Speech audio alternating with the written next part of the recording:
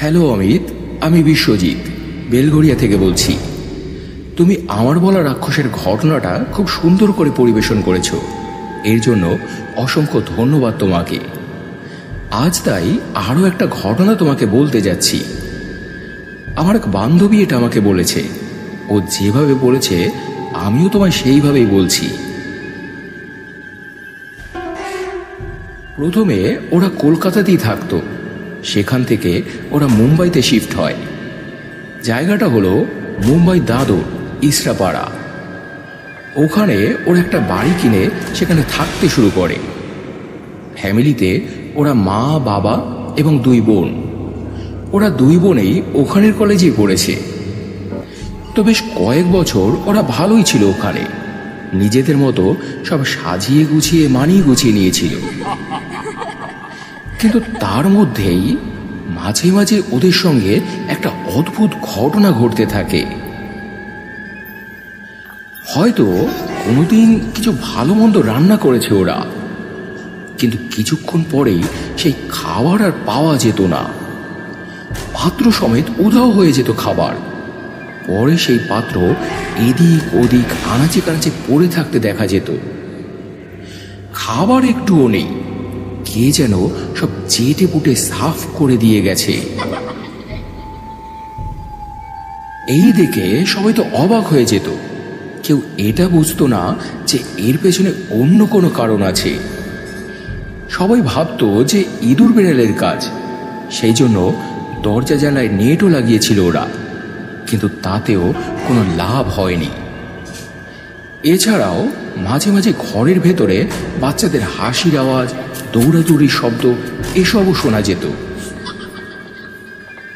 কিন্তু কেউ তো গুরুত্ব দিত না, ভাবতো যে নতুন জায়গা তাই এরকম হচ্ছে, মানাতে গোছাতে একটু সময় লাগবে। কিন্তু অস্থিরতা কমলো না, বরং দিনে দিনে বাড়তে লাগলো। কখনো ঘরের লাইটটা আপনা আপনি জ্বলে ওঠে, আবার আপনা আপনি নিভে যায়। ফাঁকা ঘরে সিলিং ফ্যানটা আপনা আপনি চলতে থাকে, বিকট শব্দ হয়। বিছানায় কার যেন লাফালাফি ঝাপাঝাপি করার স্পষ্ট প্রমাণ দেখা যেত। বেডশিট এলোমেলো, বালিশগুলো উল্টো পাল্টা। এই নিয়ে ওদের নিজেদের মধ্যেও কখনো কখনো ঝগড়া লাগতো। এ বলে আমি করিনি, তো ও বলে আমি করিনি। কিন্তু তাহলে করলোটা কে? এই প্রশ্নের উত্তর কেউ খুঁজে বের করতে পারতো না।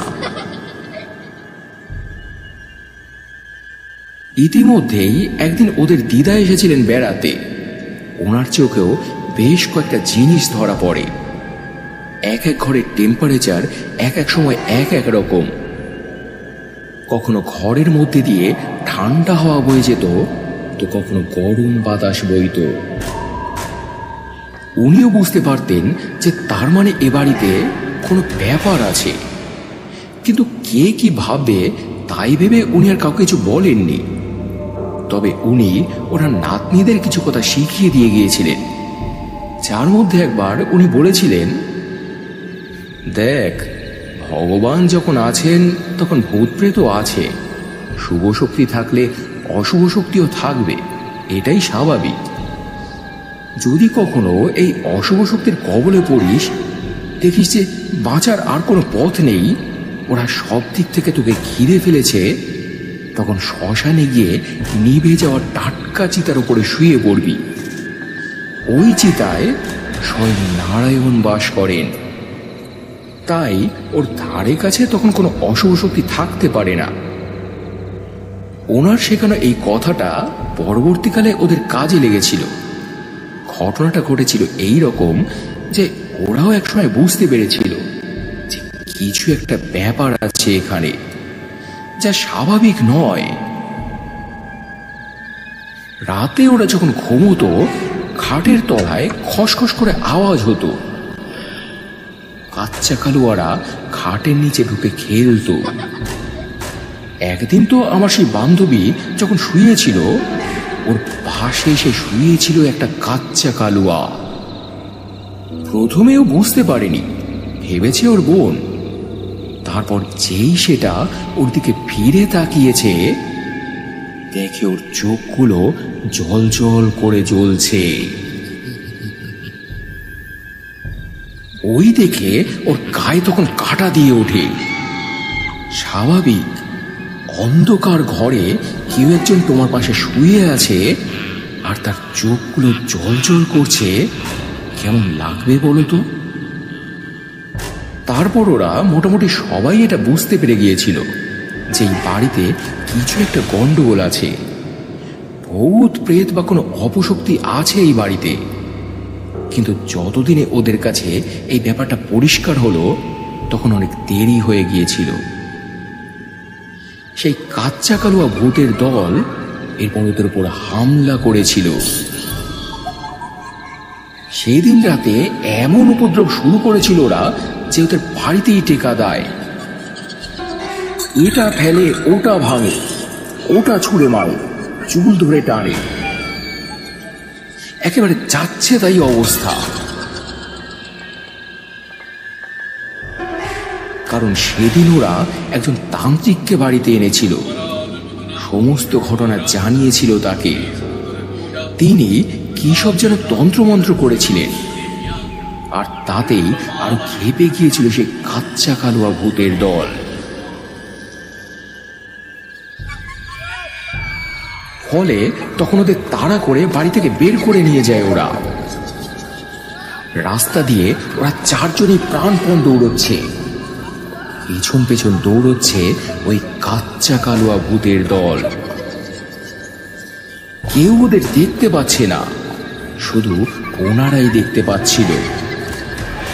তখন কেউ প্রাণ বাঁচাতে কোনো মন্দিরে ঢুকে পড়ে, তো কেউ কোনো মসজিদে আশ্রয় নেয়, কেউ বা বেহুশ হয়ে যায়। এভাবে এক একজন এক এক দিকে চলে গিয়েছিল ওরা। আর আমার সেই বান্ধবীর বোন ছুটতে ছুটতে চলে গিয়েছিল শ্মশানে। সেখানে তখন একজন উপস্থিত ছিল, একজন তান্ত্রিক গোছের কেউ। বোধ হয় তিনি শ্মশানে সাধনা করতে এসেছিলেন। তাকে সমস্ত ঘটনা জানায়ও। আমাকে আমাকে বাঁচান, দয়া করে, ওরা আমাকে মেরে ফেলবে, প্লিজ প্লিজ আমাকে বাঁচান, প্লিজ প্লিজ আমাকে বাঁচান। তিনি তখন ওই কাচ্চা কালুয়াদের বাধা দেন। কিন্তু আগেই বলেছি, কাচ্চা কালুয়ারা এমনি ভীতু, কিন্তু খুবই সাংঘাতিক। কখন যে কোন দিক থেকে কিভাবে হামলা করবে কেউ টের পায় না। তাই ওনার ধমক খেয়ে আপাতত ওরা লুকিয়ে পড়েছিল। উনিও ভেবেছিলেন যে ওরা চলে গিয়েছে, কিন্তু কাচ্চা কালুয়ারা যায়নি।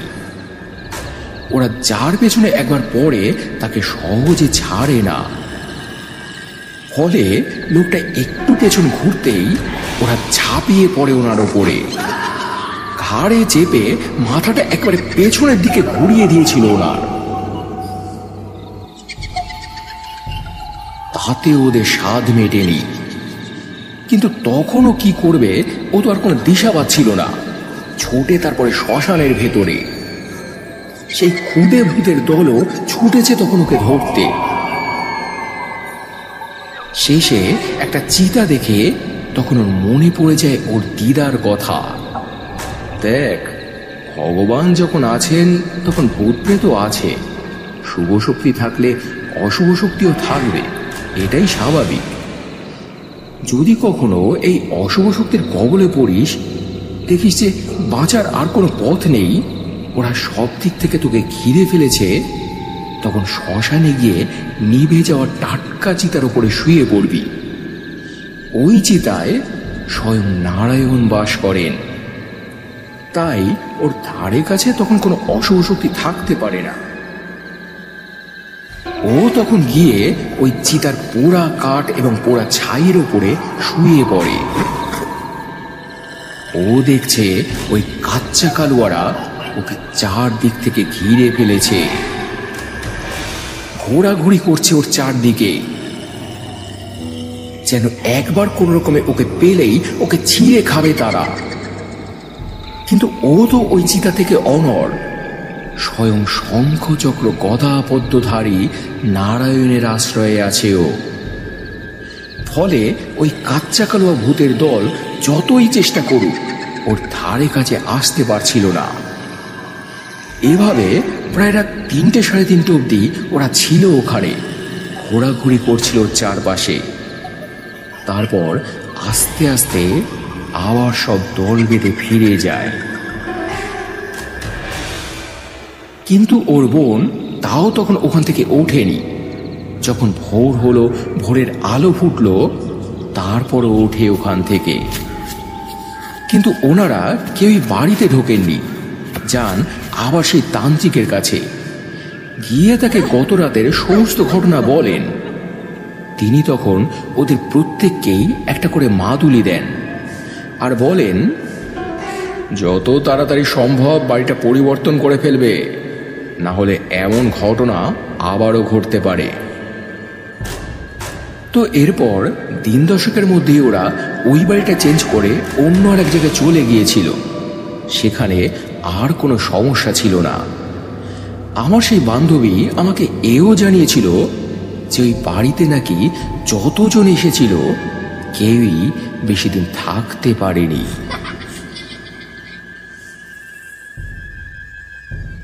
তো এই ছিল বন্ধুরা আজকের প্রথম ঘটনা, ভীষণ ভয়ের এবং দুর্দান্ত একটা ঘটনা। এরই সঙ্গে সঙ্গে চলে যাচ্ছি আজকের দ্বিতীয় ঘটনায়। এটা শেয়ার করেছে রুমিকা। অসংখ্য ধন্যবাদ তোমাকে অলৌকিক ঘটনা শেয়ার করার জন্য। আর বন্ধুরা, তোমরা এখানে তোমাদের ঘটনা শেয়ার করতে চাও নাকি? তাহলে ডেসক্রিপশনে দেওয়া এই নম্বরে আমাকে হোয়াটসঅ্যাপ করতে পারো। যদি লিখতে পারো তো লিখে, নাহলে ভয়েস মেসেজ করে। এবারে শুরু হচ্ছে আজকের দ্বিতীয় নিবেদন।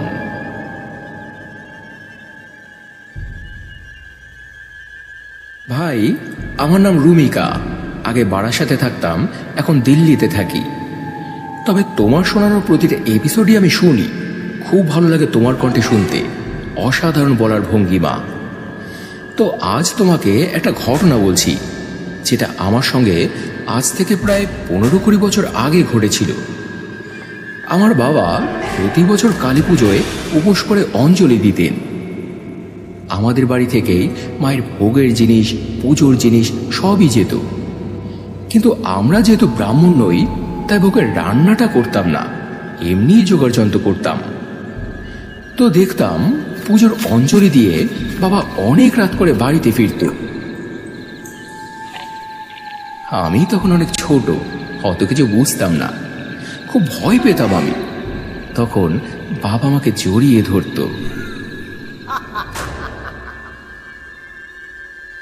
সেই বাবাকেই হারালাম 1991 সালে।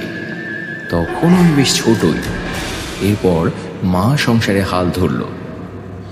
তারপরেও প্রতি বছর কালী পুজোতে আমাদের বাড়ি থেকে মায়ের পুজো যেত, কিন্তু কেউ আর উপোস করে অঞ্জলি দিত না। এইভাবেই বছর গড়াতে লাগলো। আমি একটু বড় হলাম, তখন হাই সেকেন্ডারিতে পড়ি।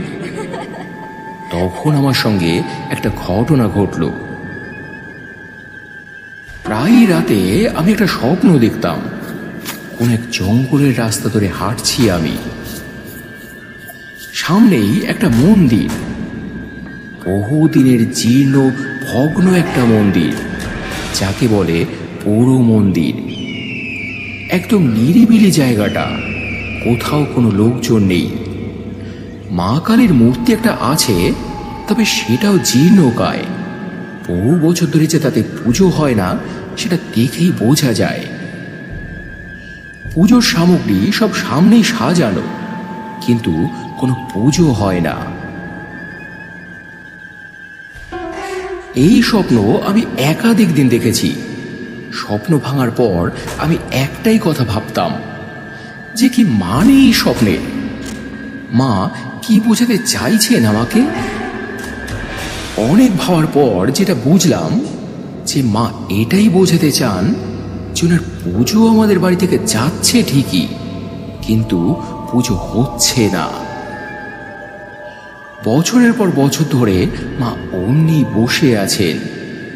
কে কবে তাকে ভক্তি ভোগ নৈবেদ্য নিবেদন করবে সেই আশায়। শেষে আমি মায়ের ব্রত করা শুরু করি। আমি উপোস থেকে মাকে অঞ্জলি নিবেদন করি।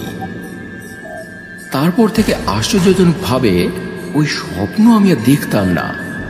বাবার পর বোধ হয় মা আমার পুজো নিতে চেয়েছিলেন।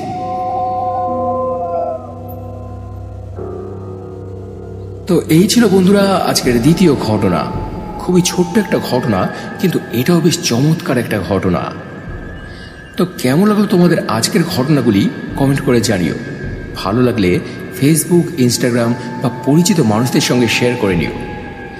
আর এবারে গত এপিসোডে সুদেশা সিংহ রয় লিখেছে, দুটো ঘটনাই ইউনিক, দুটোই নতুনত্ব ছিল। শাশ্বতী মুখার্জি লিখেছে, ভাই আজকের দুটো ঘটনাই দুর্দান্ত ছিল। মনীষা কাকিমা লিখেছে, দুটো ঘটনাই খুব সুন্দর, আর তোমার বলার তো তুলনা নাই। টিএম তিরুম লিখেছে, ফাটাফাটি, সত্যি অসাধারণ হয়েছে, একেবারে মনের মতন। জয়া বণিক লিখেছে, তোমার ঘটনার সিলেকশনগুলো সবার থেকে একটু আলাদা, খুবই সুন্দর। অজন্তা ভরে লিখেছে, দুটোই অসাধারণ ঘটনা, তার উপর তোমার বলার স্টাইল দারুণ। গোপাল লিখেছে, দারুণ লাগলো দুটো ঘটনা, গায়ে কাটা দিয়ে উঠল তোমার বলার ভঙ্গিমাতে। এছাড়াও কমেন্ট করেছ গীতাদি, সুমন দেবী, আশিস কোলে, চন্দন চ্যাটার্জি, সোহিনী বক্সি, সুপ্রিয়া দাস, মিঠুন পাল, রিয়া সরকার, কাকলি পাত্র, স্বপ্ননীল কর, এমডি মঞ্জু, অর্কপ্রভ নস্কর, অক্ষয় অধিকারী, বিটিএস আর্মি গার্লস, বর্ষা চ্যাটার্জি, পিঙ্কি ঘোড়ই, স্বপ্না বাজাল, মায়াদি সহ অসংখ্য অসংখ্য প্রিয় বন্ধুরা, তোমাদের প্রত্যেককেই অসংখ্য অসংখ্য ধন্যবাদ আর বুক ভরা ভালোবাসা জানিয়ে আজকের এপিসোড এখানে শেষ করছি বন্ধুরা। আবার দেখা হবে শনিবার আরও একটা জমজমাট অলৌকিক এপিসোড নিয়ে। সবাই খুব ভালো থেকো এবং ভালোবাসা নিও। ধন্যবাদ।